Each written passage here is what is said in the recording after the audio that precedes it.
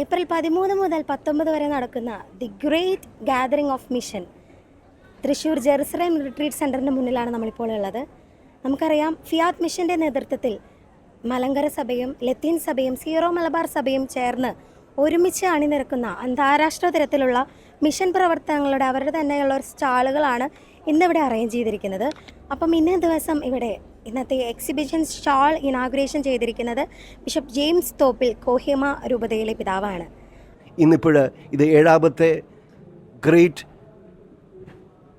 Gathering of the mission GGM 7th ഇവിടെ Jerusalem ധ്യാന കേന്ദ്രത്തിൽ നടക്കുകയാണ്.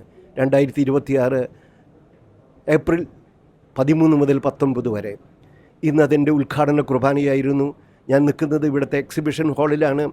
കാർലോ അക്വിറ്റസ് ദിവികാരന് ഭക്തിയെപ്പറ്റി പ്രചരിപ്പിച്ച കാര്യങ്ങളെ ആസ്പദമാക്കിക്കൊണ്ട് വിശുദ്ധ കുർബാനയെ സ്നേഹിക്കാനായിട്ട്, അറിയാനായിട്ട്, ആ വിശുദ്ധ കുർബാനയിൽ ഈശോയെ കൂടുതൽ അടുത്ത് അനുഭവിക്കാനായിട്ട് എല്ലാവർക്കും പ്രചോദനം നൽകുന്നതാണ് ഈ എക്സിബിഷൻ.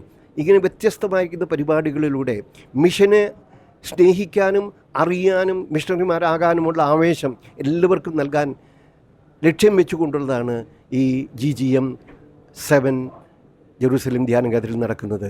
എല്ലാവരും അതിൽ വന്ന് ആസ്വദിക്കാനും അനുഭവിക്കാനും അങ്ങനെ മിഷണറിമാരാകാനുമുള്ള ആവേശം ലഭിക്കാനും ഇടവരട്ടെ എന്ന് ഞാൻ ആശംസിക്കുകയും പ്രാർത്ഥിക്കുകയും ചെയ്യുന്നു.